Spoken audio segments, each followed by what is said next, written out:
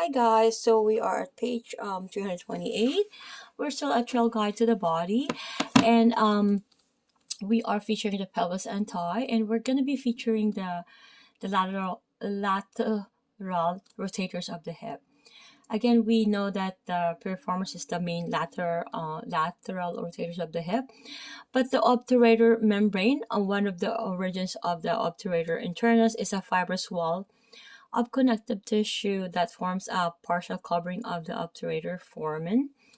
Okay, so these go the muscles that the gemellus superior, gemellus inferior, quadratus femoris, obturator internus.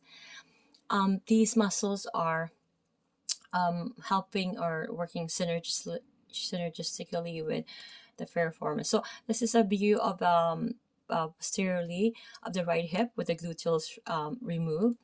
You see the sciatic nerve, right? It goes under the piriformis. So if this is compressed, this could mimic a sciatic nerve compression or sciatic nerve syndrome, right? But all it was a hypertonic piriformis because we're always laterally rotating for some reason, right? So these are that become hypertoned, right? Or sometimes spasming, so it's compressing.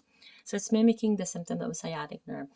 Okay, so the lateral rotation of the hip, piriformis and quadratus femoris, obturator internus and obturator externus, and gemellus superior and gemellus inferior. So I call them go-go muscles with the piriformis and the QF. Okay, sometimes known as the deep six. These small muscles are located deep to the gluteus maximus and create a lateral rotation of the hip. So all attached to aspects of the greater trochanter and fan medially to attach to the sacrum and pelvis. So all of the lateral rotators are deep to the large sciatic nerve.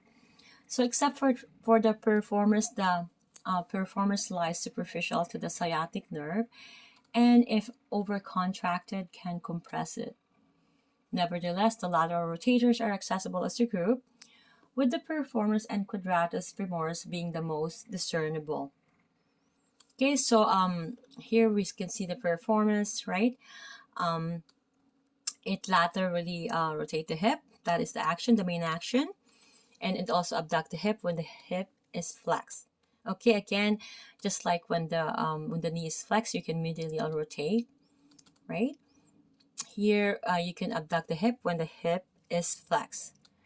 Okay, with piriformis. So our origin is anterior surface of the sacrum, and insertion is the superior aspect of greater trochanter. Okay, so nerve innervation is sacral plexus L5, S1, and S2. So moving forward to the quadratus femoris, here we have the image 6.115. Action is to laterally rotate the hip. The origin is the lateral border of the ischial tuberosity, the lateral border, okay? And the trochanter crest between the greater and lesser trochanter is the insertion. Nerve innervation is the sacral plexus L4, L5, S1, and S2. So we have the obturator internus. The action is lateral rotate the hip. So the origin is the obturator membrane and inferior surface of obturator foramen. So the insertion, the middle surface of greater trochanter, and nerve innervation is sacral plexus L5, S1, and S2. Okay, see you guys on page 329.